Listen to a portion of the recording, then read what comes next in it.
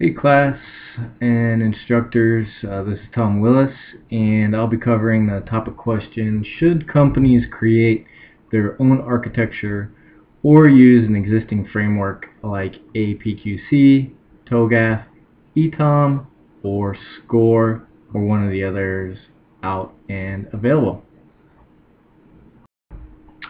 Okay, so looking at slide 2, we have the 4 frameworks mentioned in the question. First up is the APQC. Around since 1977, started as the American Productivity Center and became the American Productivity and Quality Center in 1988. As we saw in the professor's presentation, it's a very robust framework and does diversify into many different industries. And their website, pretty good website too if you haven't checked it out. TOGAF framework, really around enterprise architecture and governing enterprise information architecture. Roots from the early 90s and built off of TAFIM, the Technical Architecture Framework for Information Management. That was owned by the DoD. DoD gave the group permission to build into TOGAF, actually gave them funding, millions of dollars, and took a lot of time too, so pretty interesting how TOGAF came about.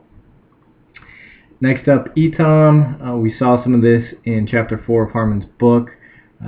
Came about in 1988, and ETOM's been adopted by the ITU, Telecommunications Standardization Sector, one of 3 sectors of the International Telecommunications Union, and this coordinates standards for telecommunications, looks like globally. So pretty wide adoption in that industry for that framework. And then of course SCORE, talked a lot about that in Harmon's book. Supply Chain Council, developed in 1966, and we read how Joseph Francis, because he knew SCORE, was able to utilize it to help make the large merger between HP and Compaq quite a success. So those are some good examples. Okay, so what's the answer to our question? I mean, we can look at the create option, which is going to take time, money, people. We need to look at, is there a gold standard in the industry? We see within the telecom space there's ETOM, but what if we're in an industry where maybe we're either not aware of a particular framework that applies, or maybe there isn't one that fits quite like we need it to? You might have to create versus adopt. You can look at what is the industry star? What are our options?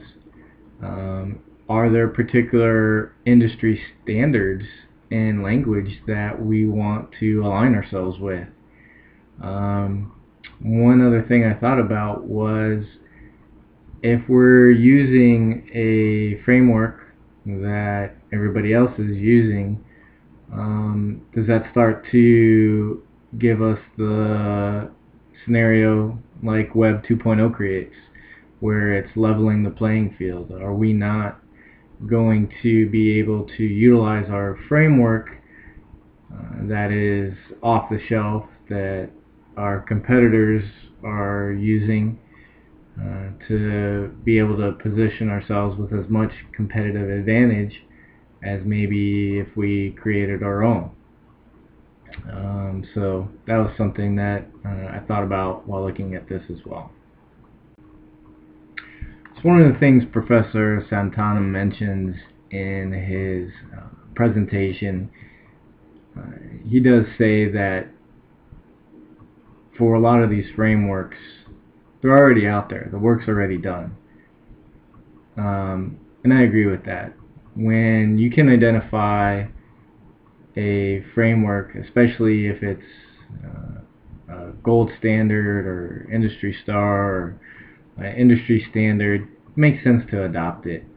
It'll save time, money, efforts, and allow those to be applied towards your processes, sub-processes, sub-sub-processes, and start really focusing on getting the problems identified. And as I'm reading more in Harmon's book in Chapter 8 and Chapter 9, looking at the simple problems and the complex problems, the knowledge workers, spending your time there and improving those efforts